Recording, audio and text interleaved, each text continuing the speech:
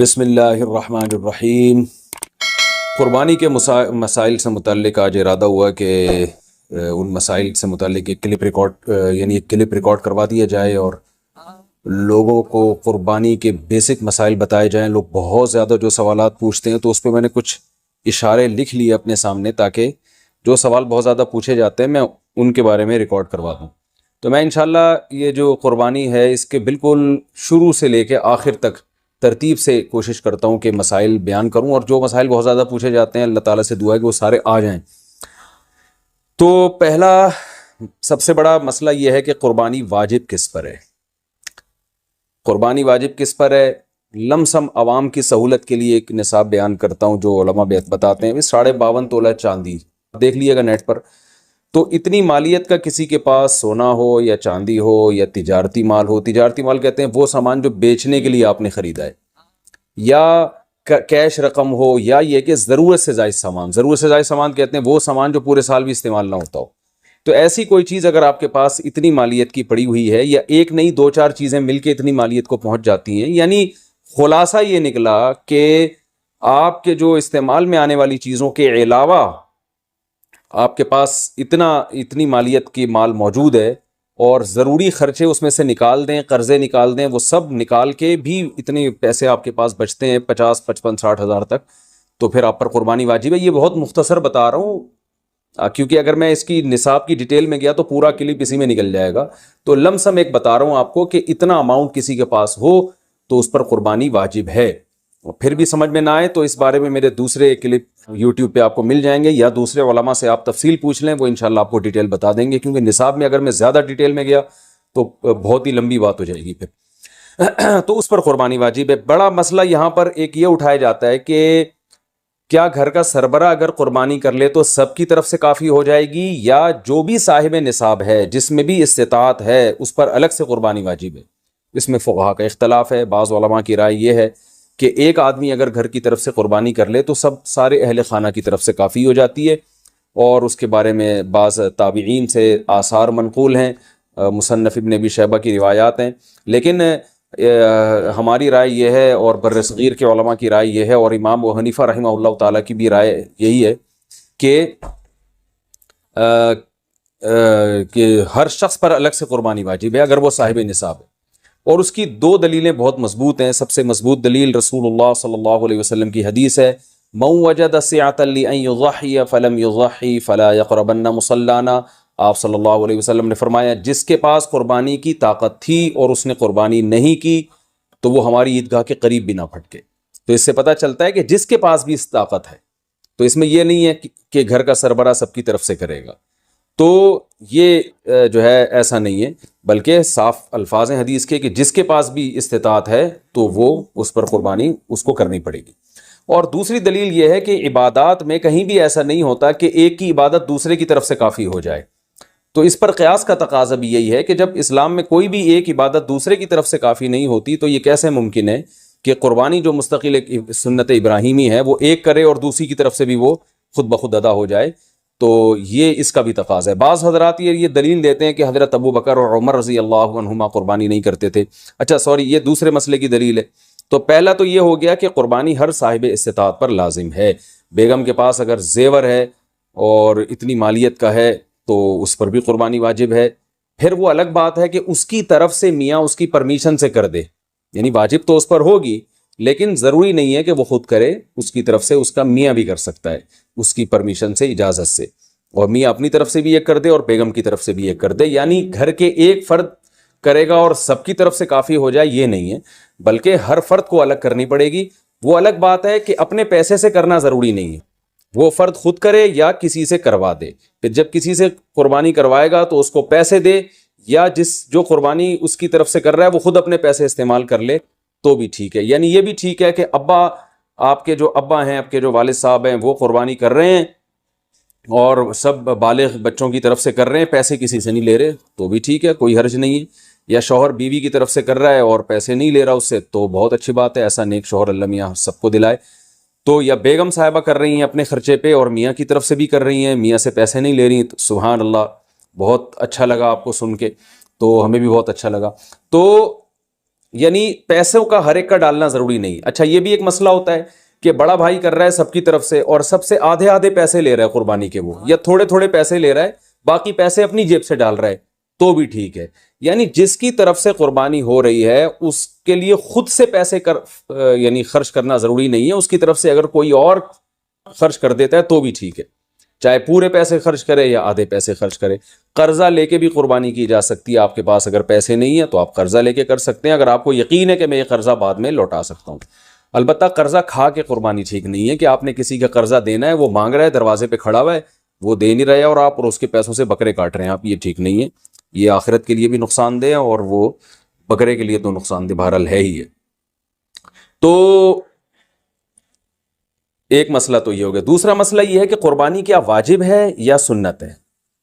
تو اس بارے میں بھی دونوں رائے ملتی ہیں علماء کی. جو علماء کہتے ہیں سنت ہے وہ بھی عام سنت نہیں مانتے, بلکہ سنت مؤکدہ. سنت مؤکدہ کا مطلب جو نہیں کرے گا قابل ملامت ہوگا. اور امام ابو حنیفہ رحمہ اللہ تعالیٰ کی رائے کے مطابق یہ واجب ہے, اور اس کی دلیل وہی ہے کہ پہلی بات تو یہ کہ عبادت ہے, اور عبادت میں احتیاط کے پہلو کو ترجیح دی جاتی ہے, کیونکہ احتیاط اسی میں ہے کہ اس کو اگر واجب قرار نہیں دیتے تو بہت سے لوگ قربانی کا فریضہ چھوڑ سکتے ہیں, اور اس بات کا خطرہ موجود ہے کہ قیامت میں ان کو گناہ نہ ملے. تو اس لیے احتیاط کے پہلو کو ترجیح جائے گی. اور مضبوط دلیل امام حنیفہ کی قرآن نبی صلی اللہ علیہ وسلم کی وہی حدیث ہے, من وجد سعۃ لأن یضحی فلم یضحی فلا یقربن مصلانا. آپ صلی اللہ علیہ وسلم نے فرمایا جس کے پاس قربانی کی گنجائش تھی اور اس نے قربانی نہیں کی وہ ہماری عیدگاہ کے قریب بھی مت پھٹکے. آپ صلی اللہ علیہ وسلم 10 سال مدینہ منورہ رہے, ہمیشہ آپ صلی اللہ علیہ وسلم نے قربانی کی ہے. بعض حضرات یہ دلیل دیتے ہیں کہ حضرت ابو بکر اور حضرت عمر نے قربانی نہیں کی اپنے دور خلافت میں, اس سے پتہ چلتا ہے کہ قربانی واجب نہیں ہے. تو یہ دلیل اس لیے درست نہیں ہے کہ حضرت ابو بکر اور حضرت عمر رضی اللہ تعالیٰ عنہ مسکین تھے, غریب تھے, اگرچہ مسلمانوں کے خلیفہ تھے, لیکن یہ ان کی ایک کوالٹی تھی کہ اتنے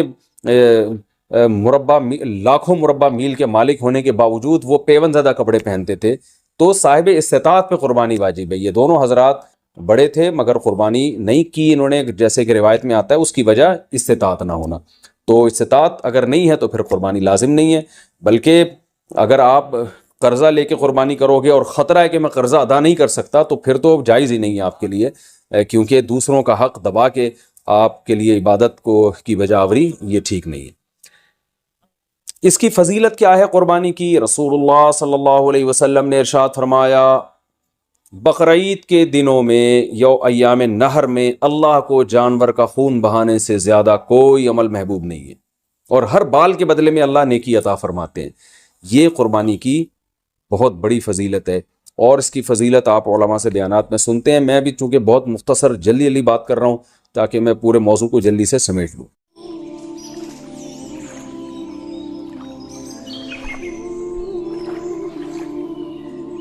یہ جو قربانی ہے اس کے بالکل شروع سے لے کے آخر تک ترتیب سے کوشش کرتا ہوں کہ مسائل بیان کروں, اور جو مسائل بہت زیادہ پوچھے جاتے ہیں اللہ تعالیٰ سے دعا ہے کہ وہ سارے آ جائیں. تو پہلا سب سے بڑا مسئلہ یہ ہے کہ قربانی واجب کس پر ہے. قربانی واجب کس پر ہے؟ لمسم عوام کی سہولت کے لیے ایک نصاب بیان کرتا ہوں جو علماء بتاتے ہیں کہ 52.5 تولہ چاندی, دیکھ لیے گا نیٹ پر.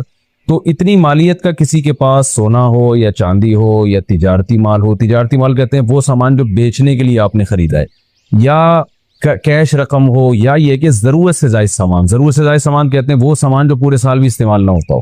تو ایسی کوئی چیز اگر آپ کے پاس اتنی مالیت کی پڑی ہوئی ہے, یا ایک نہیں 2-4 چیزیں مل کے اتنی مالیت کو پہنچ جاتی ہیں, یعنی خلاصہ یہ نکلا کہ آپ کے جو استعمال میں آنے والی چیزوں کے علاوہ آپ کے پاس اتنی مالیت کی مال موجود ہے, اور ضروری خرچے اس میں سے نکال دیں, قرضے نکال دیں, وہ سب نکال کے بھی اتنے پیسے آپ کے پاس بچتے ہیں 50, 55, 60 ہزار تک, تو پھر آپ پر قربانی واجب ہے. یہ بہت مختصر بتا رہا ہوں کیونکہ اگر میں اس کی نصاب کی ڈیٹیل میں گیا تو پورا کلپ اسی میں نکل جائے گا. تو لمسم ایک بتا رہا ہوں آپ کو کہ اتنا اماؤنٹ کسی کے پاس ہو تو اس پر قربانی واجب ہے. اور پھر بھی سمجھ میں نہ آئے تو اس بارے میں میرے دوسرے کلپ یوٹیوب پہ آپ کو مل جائیں گے, یا دوسرے علماء سے آپ تفصیل پوچھ لیں, وہ انشاءاللہ آپ کو ڈیٹیل بتا دیں گے. کیونکہ نصاب میں اگر میں زیادہ ڈیٹیل میں گیا تو بہت ہی لمبی بات ہو جائے گی پھر. تو اس پر قربانی واجب ہے. بڑا مسئلہ یہاں پر ایک یہ اٹھایا جاتا ہے کہ کیا گھر کا سربراہ اگر قربانی کر لے تو سب کی طرف سے کافی ہو جائے گی, یا جو بھی صاحب نصاب ہے جس میں بھی استطاعت ہے اس پر الگ سے قربانی واجب ہے. اس میں فقہا کا اختلاف ہے. بعض علماء کی رائے یہ ہے کہ ایک آدمی اگر گھر کی طرف سے قربانی کر لے تو سارے اہل خانہ کی طرف سے کافی ہو جاتی ہے, اور اس کے بارے میں بعض تابعین سے آثار منقول ہیں, مصنف ابن ابی شیبہ کی روایات ہیں. لیکن ہماری رائے یہ ہے اور بر صغیر کے علماء کی رائے یہ ہے اور امام ابو حنیفہ رحمہ اللہ تعالیٰ کی بھی رائے یہی ہے کہ ہر شخص پر الگ سے قربانی واجب ہے اگر وہ صاحب نصاب ہے. اور اس کی دو دلیلیں بہت مضبوط ہیں. سب سے مضبوط دلیل رسول اللہ صلی اللہ علیہ وسلم کی حدیث ہے, من وجد سعة لأن يضحي فلم يضحي فلا يقربن مصلانا. آپ صلی اللہ علیہ وسلم نے فرمایا جس کے پاس قربانی کی طاقت تھی اور اس نے قربانی نہیں کی تو وہ ہماری عیدگاہ کے قریب بھی نہ پھٹکے. اس سے پتہ چلتا ہے کہ جس کے پاس بھی اس طاقت ہے, تو اس میں یہ نہیں ہے کہ گھر کا سربراہ سب کی طرف سے کرے گا, تو یہ جو ہے ایسا نہیں ہے, بلکہ صاف الفاظ ہیں حدیث کے کہ جس کے پاس بھی استطاعت ہے تو وہ اس پر قربانی اس کو کرنی پڑے گی. اور دوسری دلیل یہ ہے کہ عبادات میں کہیں بھی ایسا نہیں ہوتا کہ ایک کی عبادت دوسرے کی طرف سے کافی ہو جائے. تو اس پر قیاس کا تقاضا بھی یہی ہے کہ جب اسلام میں کوئی بھی ایک عبادت دوسرے کی طرف سے کافی نہیں ہوتی تو یہ کیسے ممکن ہے کہ قربانی جو مستقل سنت ابراہیمی ہے وہ ایک کرے اور دوسری کی طرف سے بھی وہ خود بخود ادا ہو جائے. تو یہ اس کا بھی تقاضا ہے. بعض حضرات یہ دلیل دیتے ہیں کہ حضرت ابو بکر اور عمر رضی اللہ عنہما قربانی نہیں کرتے تھے. اچھا سوری, یہ دوسرے مسئلے کی دلیل ہے. تو پہلا تو یہ ہو گیا کہ قربانی ہر صاحب استطاعت پر لازم ہے. بیگم کے پاس اگر زیور ہے اور اتنی مالیت کا ہے تو اس پر بھی قربانی واجب ہے. پھر وہ الگ بات ہے کہ اس کی طرف سے میاں اس کی پرمیشن سے کر دے, یعنی واجب تو اس پر ہوگی لیکن ضروری نہیں ہے کہ وہ خود کرے, اس کی طرف سے اس کا میاں بھی کر سکتا ہے اس کی پرمیشن سے, اجازت سے, اور میاں اپنی طرف سے بھی ایک کر دے اور بیگم کی طرف سے بھی ایک کر دے. یعنی گھر کے ایک فرد کرے گا اور سب کی طرف سے کافی ہو جائے یہ نہیں ہے, بلکہ ہر فرد کو الگ کرنی پڑے گی. وہ الگ بات ہے کہ اپنے پیسے سے کرنا ضروری نہیں ہے, وہ فرد خود کرے یا کسی سے کروا دے. جب کسی سے قربانی کروائے گا تو اس کو پیسے دے, یا جو قربانی اس کی طرف سے کر رہا ہے وہ خود اپنے پیسے استعمال کر لے تو بھی ٹھیک ہے. یعنی یہ بھی ٹھیک ہے کہ آپ کے جو ابا ہیں, آپ کے جو والد صاحب ہیں وہ قربانی کر رہے ہیں اور سب بالغ بچوں کی طرف سے کر رہے ہیں, پیسے کسی سے نہیں لے رہے تو بھی ٹھیک ہے, کوئی حرج نہیں. یا شوہر بیوی کی طرف سے کر رہا ہے اور پیسے نہیں لے رہا اس سے تو بہت اچھی بات ہے, ایسا نیک شوہر اللہ میاں سب کو دلائے. تو یا بیگم صاحبہ کر رہی ہیں اپنے خرچے پہ اور میاں کی طرف سے بھی کر رہی ہیں, میاں سے پیسے نہیں لے رہی, سبحان اللہ, بہت اچھا لگا آپ کو سن کے, تو ہمیں بھی بہت اچھا لگا. تو یعنی پیسوں کا ہر ایک کا ڈالنا ضروری نہیں. اچھا یہ بھی ایک مسئلہ ہوتا ہے کہ بڑا بھائی کر رہا ہے سب کی طرف سے اور سب سے آدھے آدھے پیسے لے رہا ہے قربانی کے, وہ یا تھوڑے تھوڑے پیسے لے رہا ہے, باقی پیسے اپنی جیب سے ڈال رہا ہے تو بھی ٹھیک ہے. یعنی جس کی طرف سے قربانی ہو رہی ہے اس کے لیے خود سے پیسے یعنی خرچ کرنا ضروری نہیں ہے, اس کی طرف سے اگر کوئی اور خرچ کر دیتا ہے تو بھی ٹھیک ہے, چاہے پورے پیسے خرچ کرے یا آدھے پیسے خرچ کرے. قرضہ لے کے بھی قربانی کی جا سکتی ہے, آپ کے پاس اگر پیسے نہیں ہیں تو آپ قرضہ لے کے کر سکتے ہیں اگر آپ کو یقین ہے کہ میں یہ قرضہ بعد میں لوٹا سکتا ہوں. البتہ قرضہ کھا کے قربانی ٹھیک نہیں ہے کہ آپ نے کسی کا قرضہ دینا ہے, وہ مانگ رہا ہے, دروازے پہ کھڑا ہوا ہے, وہ دے نہیں رہے اور آپ اس کے پیسوں سے بکرے کاٹ رہے ہیں آپ, یہ ٹھیک نہیں ہے. یہ آخرت کے لیے بھی نقصان دہ اور وہ بکرے کے لیے تو نقصان دہ بہرحال ہے ہی ہے. تو ایک مسئلہ تو یہ ہو گیا. دوسرا مسئلہ یہ ہے کہ قربانی کیا واجب ہے یا سنت ہے, تو اس بارے میں بھی دونوں رائے ملتی ہیں علماء کی. جو علماء کہتے ہیں سنت ہے وہ بھی عام سنت نہیں مانتے بلکہ سنت مؤکدہ. سنت مؤکدہ کا مطلب جو نہیں کرے گا قابل ملامت ہوگا, اور امام ابو حنیفہ رحمہ اللہ تعالیٰ کی رائے کے مطابق یہ واجب ہے. اور اس کی دلیل وہی ہے کہ پہلی بات تو یہ کہ عبادت ہے اور عبادت میں احتیاط کے پہلو کو ترجیح دی جاتی ہے, کیونکہ احتیاط اسی میں ہے کہ اس کو اگر واجب قرار نہیں دیتے تو بہت سے لوگ قربانی کا فریضہ چھوڑ سکتے ہیں اور اس بات کا خطرہ موجود ہے کہ قیامت میں ان کو گناہ نہ ملے, تو اس لیے احتیاط کے پہلو کو ترجیح جائے گی. اور مضبوط دلیل امام ابو حنیفہ کی قرآن نبی صلی اللہ علیہ وسلم کی وہی حدیث ہے, من وجد سعة لأن يضحي فلم يضحي فلا يقربن مصلانا. آپ صلی اللہ علیہ وسلم نے فرمایا جس کے پاس قربانی کی گنجائش تھی اور اس نے قربانی نہیں کی وہ ہماری عیدگاہ کے قریب بھی مت پھٹکے. آپ صلی اللہ علیہ وسلم 10 سال مدینہ منورہ رہے, ہمیشہ آپ صلی اللہ علیہ وسلم نے قربانی کی. بعض حضرات یہ دلیل دیتے ہیں کہ حضرت ابو بکر اور حضرت عمر نے قربانی نہیں کی اپنے دور خلافت میں, اس سے پتہ چلتا ہے کہ قربانی واجب نہیں ہے. تو یہ دلیل اس لیے درست نہیں ہے کہ حضرت ابو بکر اور حضرت عمر رضی اللہ تعالیٰ عنہ مسکین تھے, غریب تھے, اگرچہ مسلمانوں کے خلیفہ تھے لیکن یہ ان کی ایک کوالٹی تھی کہ اتنے لاکھوں مربع میل کے مالک ہونے کے باوجود وہ پیون زدہ کپڑے پہنتے تھے, تو صاحب استطاعت پہ قربانی واجب ہے. یہ دونوں حضرات بڑے تھے مگر قربانی نہیں کی انہوں نے، جیسے کہ روایت میں آتا ہے اس کی وجہ استطاعت نہ ہونا. تو استطاعت اگر نہیں ہے تو پھر قربانی لازم نہیں ہے. بلکہ اگر آپ قرضہ لے کے قربانی کرو گے اور خطرہ ہے کہ میں قرضہ ادا نہیں کر سکتا تو پھر تو جائز ہی نہیں ہے آپ کے لیے، کیونکہ دوسروں کا حق دبا کے آپ کے لیے عبادت کو کی بجا آوری یہ ٹھیک نہیں. اس کی فضیلت کیا ہے قربانی کی؟ رسول اللہ صلی اللہ علیہ وسلم نے ارشاد فرمایا بقرعید کے دنوں میں یو ایام نہر میں اللہ کو جانور کا خون بہانے سے زیادہ کوئی عمل محبوب نہیں ہے، اور ہر بال کے بدلے میں اللہ نیکی عطا فرماتے ہیں. یہ قربانی کی بہت بڑی فضیلت ہے، اور اس کی فضیلت آپ علماء سے بیانات میں سنتے ہیں. میں بھی چونکہ بہت مختصر جلدی بات کر رہا ہوں تاکہ میں پورے موضوع کو جلدی سے سمیٹ لوں. گائے کاٹنی کیسے؟ پہلی بات، آپ قصائی کو کنٹرول کرنے کا طریقہ کسی انسٹیٹیوٹ میں جا کے سیکھیں آپ، کیونکہ گائے سے زیادہ بقرعید کے دنوں میں قصائی کو کنٹرول کرنا مشکل کام ہے. حقیقت بتا رہا ہوں آپ کو، قصائی گڑبڑیں کرتے ہیں. پہلی بات، قصائی کیا کرتا ہے، کیونکہ اس کے پاس اس 3 دنوں میں نا بقرعید کے قصائی سے زیادہ مہنگا دنیا میں کوئی آدمی ہوتا نہیں ہے. 3 دنوں سے پہلے بچڑا جو مہنگا تھا نا، اب بچڑے اس کی ساری قیمت کدھر چلی جاتی ہے؟ قصائیوں کی طرف. اب قصائی کی ویلیو ہے تو قصائی پکڑائی میں نہیں آتے، ان کو ہوتی ہے جلدی. آپ لائے، پہلی گڑبڑ قصائی یہ کرتا ہے کہ جانور کو گرایا، منہ میں ہوتا ہے اس کا گٹکا، منہ میں ہوتا ہے پان، منہ ہلا ہی نہیں رہا ہوتا، تکبیر ہی نہیں پڑھ رہا ہوتا. وہ کیسے پڑے گا جب اتنا بڑا گٹکا منہ میں رکھ کے پیک کے ساتھ بیٹھا ہوا ہے؟ تو تکبیر نکلے گی تو گٹکا ضائع ہو جائے گا نا اس کا. نہیں آ رہی میرا خیال ہے بات سمجھ میں؟ تو وہ چھری چلا رہا ہوتا ہے. ابے بھائی، تو آپ نے کیا کرنا ہے، قصائی سے بولیں جانور گرا دو، اس کی ٹانگیں قبلہ رخ کر دو. جانور کی قبلہ رخ ٹانگیں جب کریں گے تو جانور کا رخ قبلے کی طرف ہو جاتا ہے.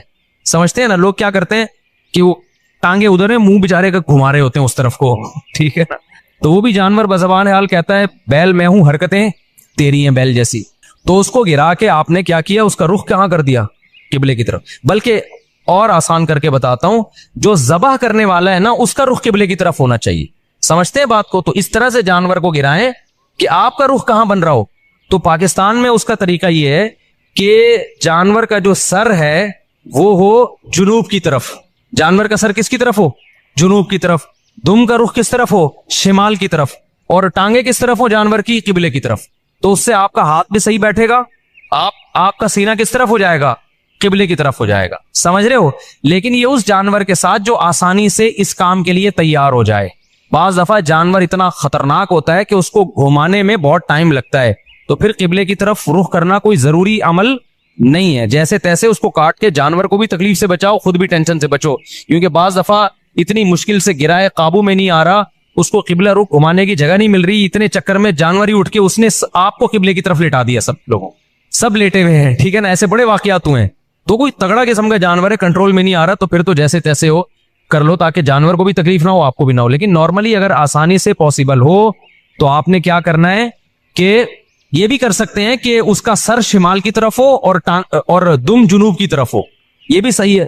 مطلب یہ کہ ایک رخ اس کا شمال کی طرف اور ایک جنوب کی طرف. تو پھر پاؤں کس کی طرف ہوں گے؟ قبلے کی طرف. پھر آپ جب ذبح کرو گے نا تو آپ کا رخ کس طرف ہوگا؟ قبلے کی طرف. تو قصائی سے آپ چھری لے لیں. بعض دفعہ قصائی غیر مسلم بھی ہوتے ہیں، تو غیر مسلم کا ذبیحہ بھی اسلام میں حلال نہیں ہے، مشرک بھی ہوتے ہیں بعض دفعہ. میں نہیں کہہ رہا وہم کریں خام خواہ میں قصائیوں کی رپورٹ وہاں طلب کا شناختی کارڈ دکھائے، اسلام لکھا ہے کہ نہیں لکھا، اتنی تکلف کی ضرورت نہیں ہے. لیکن احتیاط کرنے میں میرا خیال ہے کوئی حرج. قصائی کو پہلے سے جانتے ہیں تو ٹھیک ہے، نہیں جانتے تو پھر خود ذبح کر لو بھائی، سنت ہے نا. یہ کیا خیال ہے؟ ہمارے نبی نے تو خود جانور ذبح کیا ہے، بیگم سے بھی ذبح کروا سکتے ہیں. تو اب آپ نے، میں بیگم سے اس لیے کہہ رہا ہوں کہ بعض لوگ سمجھتے ہیں کہ عورت ذبح نہیں کر سکتی، حرام ہو جاتا ہے، کوئی ایسا کچھ نہیں ہے، تو وہ بھی ذبح کر سکتی ہے. باقی زیادہ اس میں تفصیل میں نہیں جانا چاہتا. اب آپ نے کیا کیا کہ رخ آپ کا قبلے کی طرف ہے. قصائی سے صرف یہ پوچھ لے چھری رکھنی کہاں پر ہے، کیونکہ ہمارے ایک جاننے والے نے بکرا ذبح کیے، یہاں سے کاٹ دیا، اتنی لمبی گردن اس کی. تو اتنا بھی نہیں ہوتا بھائی، جہاں سے کاٹنا ہے وہاں سے کاٹو. تو رکھ کے آپ نے زور سے بسم اللہ اللہ اکبر پڑھنا ہے. آہستہ سے نہیں پڑھنا، بلکہ آہستہ سے پڑھ لیں گے تو بھی قربانی ہو جائے گی، لیکن زور زور سے کیا پڑھنا ہے؟ بسم اللہ اللہ اکبر. اور علماء کہتے ہیں قریب والے لوگ بھی پڑھیں تاکہ چھری چلانے والے کو یاد آ جائے. آپ نے جب ذبح کیا تو صرف 4 رگیں کاٹنی ہیں اس کی. ایک نرخرا، یہ جو خوراک کی نالی ہے، ایک سانس کی نالی ہوتی ہے، اور 2 ودج ہوتی ہیں جو دل سے پریشر کے ساتھ خون دماغ کی طرف لے کے جا رہی ہوتی ہے نا. 2 نالیاں بہت پریشر سے اس سے خون نکلتا ہے. تو یہ 4 ٹوٹل نالیاں کٹ جائیں گی. اس کے بعد مزید کچھ نہ کاٹیں. آج کل قصائی کاٹتے چلے جاتے ہیں کیونکہ وہ چاہتے ہیں جانور جلدی ٹھنڈا ہو جائے، پھر جا کے وہ اندر نلی پہ چھورا مارتے ہیں اندر.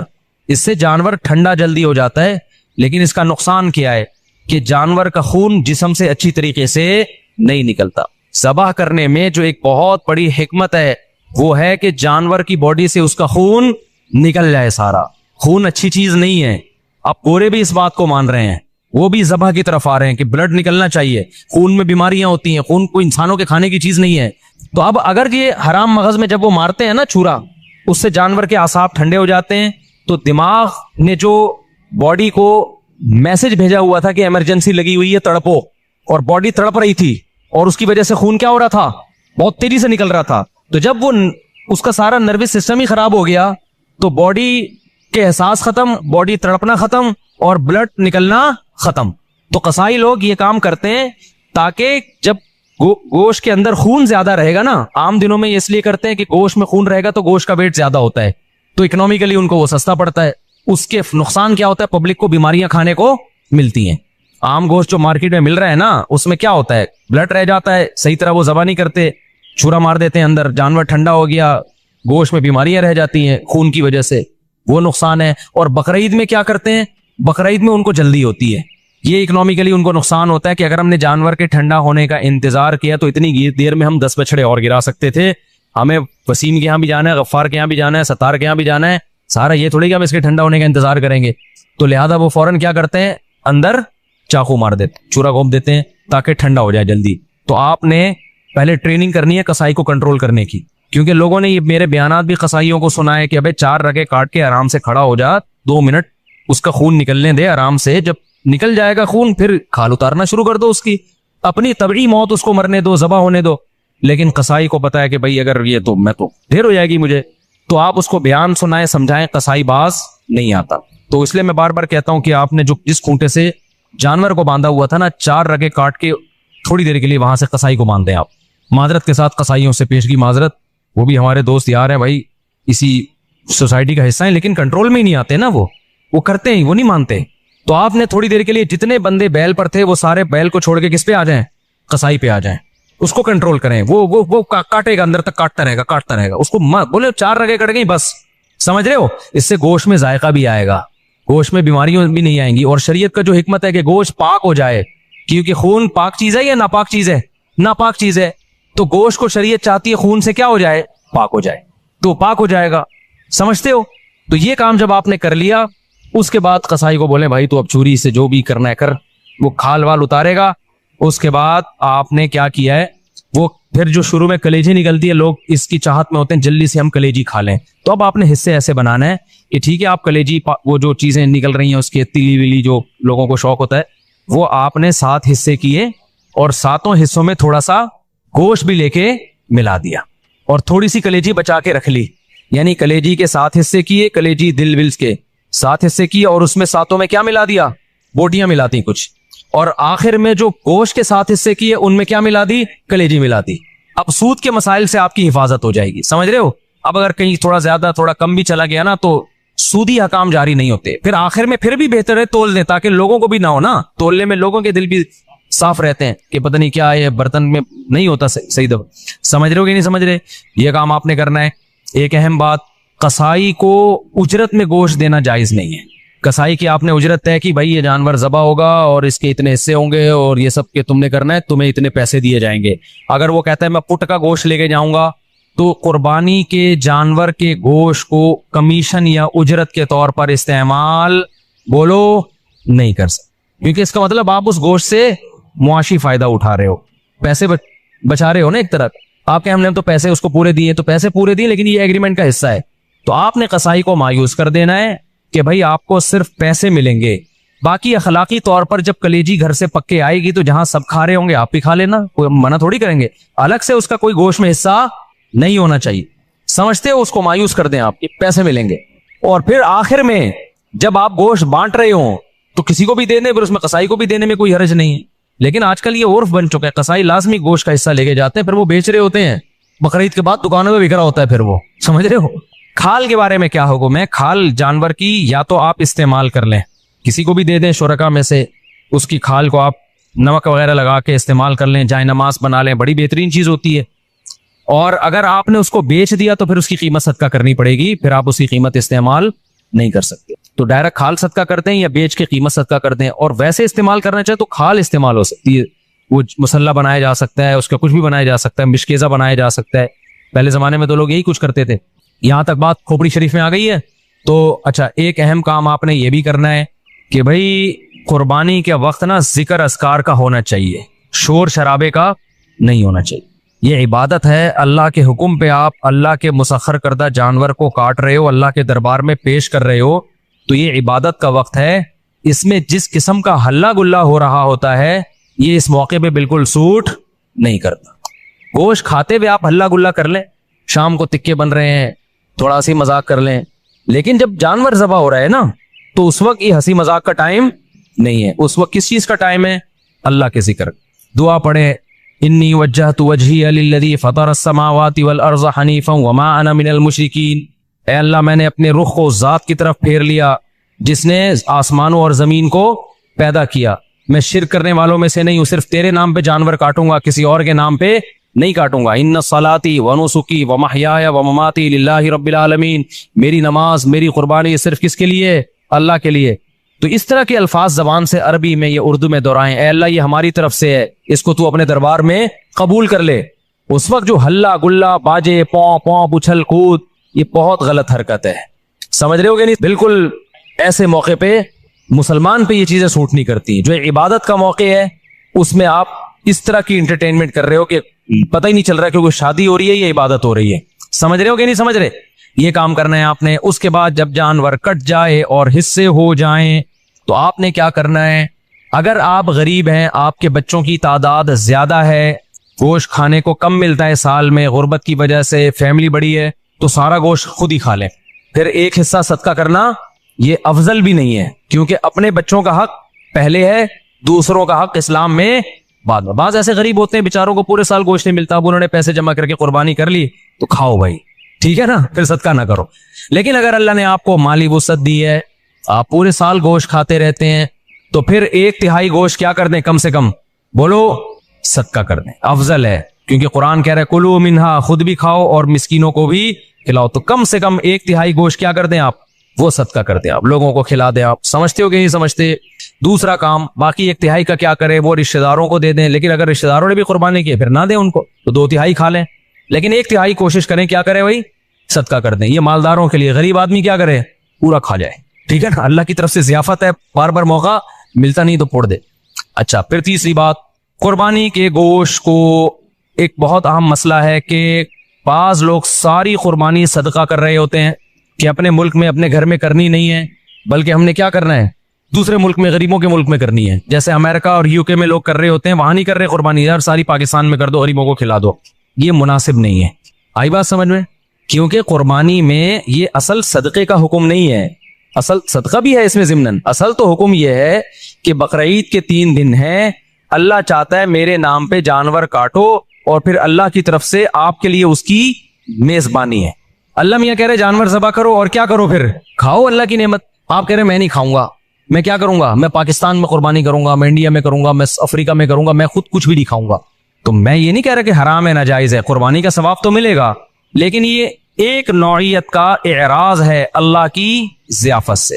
روزہ حرام کر دیا تاکہ آپ گوشت سے اوائڈ نہ کریں. اس لیے علماء یہ کہتے ہیں کہ آپ ٹھیک ہے باہر ملک میں قربانی کریں غریبوں کے لیے, کم سے کم ایک حصہ آپ اپنے ملک میں جہاں آپ رہتے ہیں وہاں کریں, اس لیے تاکہ قربانی کا گوشت آپ کے گھر میں آئے اور آپ اس گھر کو, اس گوشت کو کھائیں. اب مالدار لوگ کہتے ہیں ایکچولی ہمیں ضرورت نہیں ہے کھانے کی, ہم پورے سال کھاتے ہیں, ہمیں کیا ضرورت؟ میں نے دیکھا ہے ایسے مالداروں کا, ہم تو کھاتے ہیں پورے سال ہی گوشت کھاتے ہیں. فون کیا اپنے خادم کو, یار تم ایسا کرو وہ وہیں عیدی سینٹر میں ذبح کر کے وہیں غریبوں کو بانٹ دو. اور بھائی آپ کو کب, ہم نے کب کہا کہ آپ نہیں کھاتے؟ یہ والا وہ والا نہیں ہے جو آپ پورے سال کھاتے ہیں. سمجھ میں آ رہی ہے بات؟ یہ وہ والا گوشت نہیں ہے جو آپ پورے سال کھاتے ہیں. دیکھو آپ کے ابا نے آپ کو بلایا, آپ گئے, آپ کے ابا نے بڑی خوشی کا اظہار کیا میرا بیٹا آج مجھ سے ملنے کے لیے آیا ہے, اور آپ کے ابا نے آپ کے لیے دال چاول لا کے رکھ دی.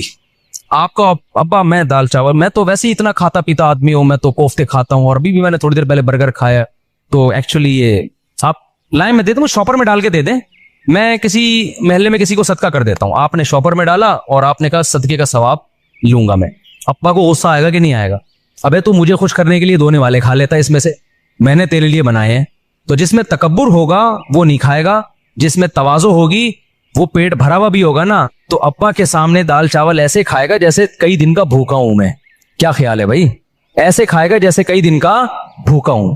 وہ کہے گا مجھے تو بہت مزہ آ رہا ہے اس کے کھانے میں, بڑا دل چاہ رہا تھا میرا کھانے کو, آپ نے بڑے صحیح ٹائم پہ ابا میرے لیے دال چاول کا انتظام.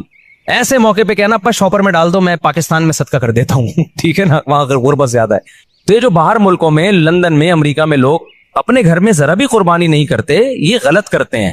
ٹھیک ہے آپ پاکستان غریب ملک ہے, یہاں بھی قربانی کر لیں, لیکن اگر ایک ہی حصہ کرنا ہے نا تو پھر اپنے گھر میں کریں, صدقہ بعد میں کر دینا آپ. کیونکہ اللہ میاں یہ گوشت, یہ وہ بکرا نہیں ہے جو آپ روزانہ کاٹ کے کھاتے ہیں, یہ وہ بکرا ہے جو کون کھلا رہا ہے؟ اللہ کھلا رہا ہے. تو اس میں تکبر کہ ایکچولی ہمیں تو ضرورت نہیں ہے, ایکچولی ٹوپی ڈرامے چھوڑ دو بھائی, اللہ کھلا رہا ہے, شوق سے کیا کرو, کھاؤ. اللہ نے ہمیں بھی رزق دیا الحمدللہ. مجھے یاد ایک دفعہ بقرعید میں کیا ہوا کہ جی وہ میرا سفر تھا, اب دال چاول ہی مل رہی ہے بقرعید کے دن. مجھے اتنا غصہ آیا, یار آج ہماری عید کا دن ہے, کہیں سے گوشت لے کر آؤ بھائی قربانی کا.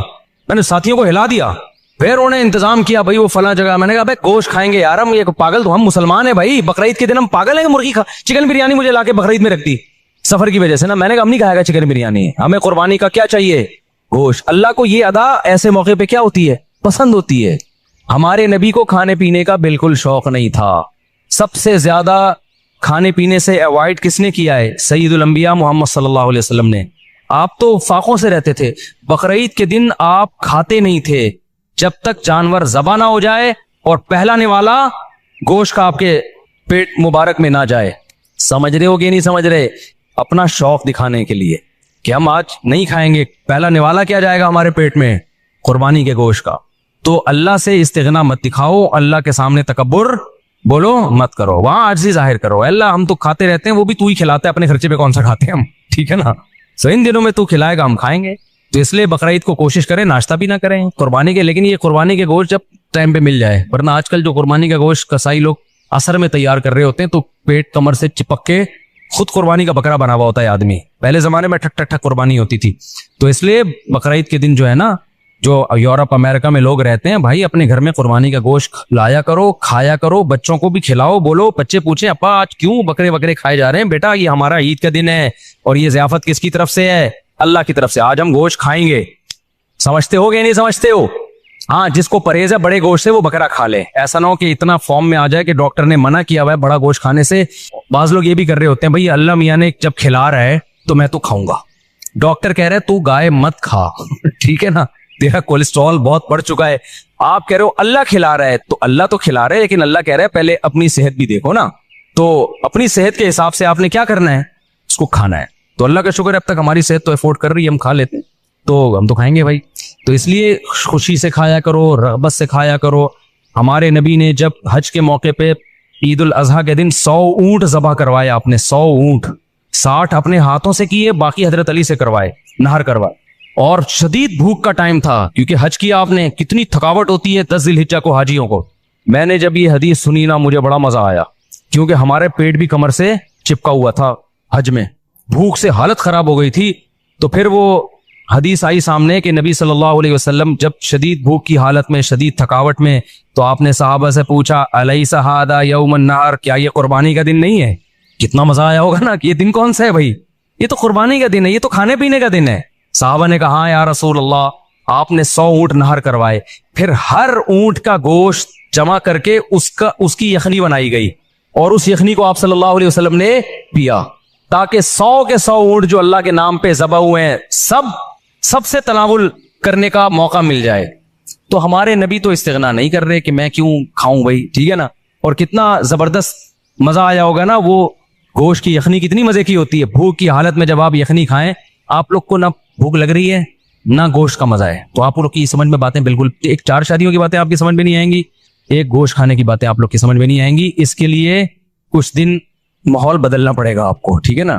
چونکہ ٹماٹر, کھیرے, ککڑیاں, پیزے, برگر کھا کے نا اب وہ گوشت والا سیٹ اپ کیا ہو گیا ہے, ختم. آپ کو تو میں یہ بتاؤں کہ عید کے دن آپ 3 پیزے کھائیں بھوک میں, ایک دم آپ سب جوش میں آ جائیں گے, دیکھنا. تو ہم نے تو پیزوں کا عادی نہیں بنایا الحمدللہ اپنے آپ کو, اس لیے ہمیں گوشت کا مزہ آتا ہے. تو اونٹ کے نبی صلی اللہ علیہ وسلم نے 100 اونٹ ذبح کیے, اور 100 کی 100 میں سے کیا کیا ہے, اس کا شوربہ بنا کے آپ نے پیا ہے, گوشت بھی کھایا ہوگا یقیناً.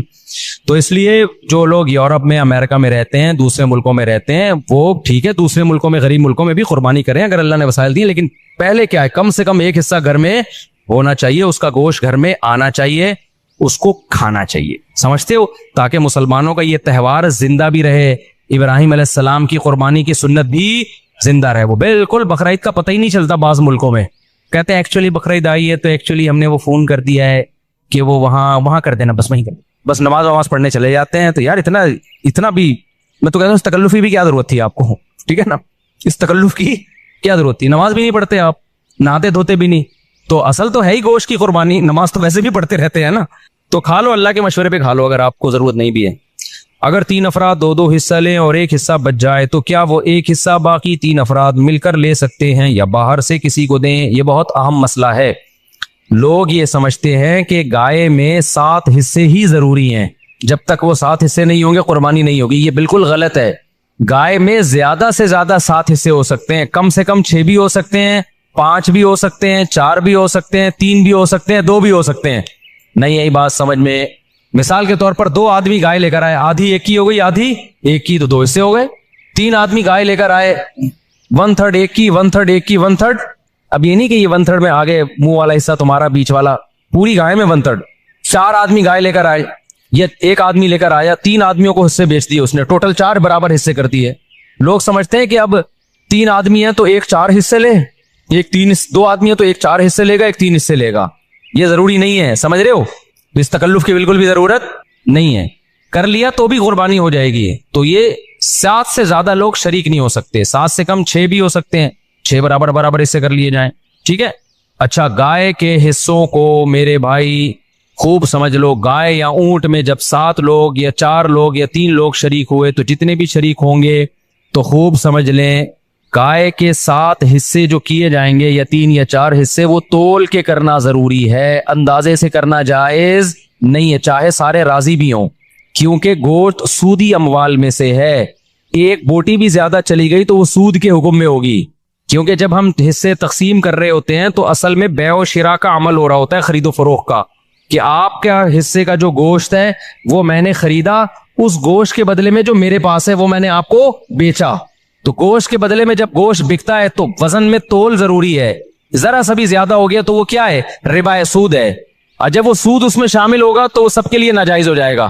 لہذا یا تو تول کے تقسیم کریں یا سود سے بچنے کے لیے ایک کام کر لیں کہ 7 حصوں میں کلیجی ملا دیں, کیونکہ جب ایک جنس میں دوسری جنس شامل ہوتی ہے پھر جو اضافہ ہوتا ہے نا وہ مخالف جنس کی طرف نسبت کر دی جاتی ہے. اس کی یہ سودی احکام ہے, سمجھ میں آ جائیں ٹھیک ہے, نہیں آئے تو وہ پھر کسی اور وقت بیٹھ کے چھاؤں میں آئیے گا, سمجھا دوں گا بیٹھ کے, ابھی تو مسئلے پر عمل کر لیں. سمجھ رہے ہو؟ تو آپ نے کیا کرنا ہے کہ جب گائے کٹے گی, ذبح ہوگی, 7 حصوں میں ڈیوائڈ کیا, اس کو 7 میں تھوڑی تھوڑی کلیجی رکھ دی, سمجھتے ہو, اور کلیجی کے بھی 7 حصے کیے شروع میں, 7 میں تھوڑا تھوڑا گوشت بھی رکھ دیا, تاکہ کلیجی میں بھی سود کا حکم نہ ہو اور گوشت میں بھی سود کا حکم نہ ہو. مخالف جنس جب آتی ہے نا تو اس کی مثال ایسے, جیسے 10 روپے کے بدلے آپ نے 9 روپے خریدے تو ناجائز ہو گیا نا, لیکن 9 روپے کے ساتھ ایک ماچس کی ڈبی ملا لو گے آپ, تو مخالف جنس جب ملاؤ گے تو ادھر جب 1 روپیہ زیادہ ہوا وہ اس ماچس کے مقابلے میں ہو جائے گا. تو ادھر اگر گوشت زیادہ ہو گیا تو کلیجی کے مقابلے میں ہو جائے گا, ادھر کلیجی زیادہ ہو گئی تو گوشت کے مقابلے میں ہو جائے گی. تو سود سے بچنے کے لیے یہ جائز طریقہ ہو جائے گا. ہیلے کی 2 قسمیں, ایک ہیلا وہ جو حرام کی طرف جانے کے لیے ہوتا ہے, ایک ہیلا وہ ہوتا ہے جو سود سے بچنے کے لیے ہوتا ہے. تو یہ ہیلا جائز ہیلا ہے. آج کل بعض اسکالرز ایسے آگے نہیں, ہیلے اسلام میں جائز نہیں, تو ہیلا تدبیر کے معنی میں, کیونکہ ایسے ہیلے نبی نے خود بتائے ہیں ہمیں سود سے بچنے کے لیے. سمجھتے ہو گے نہیں سمجھتے؟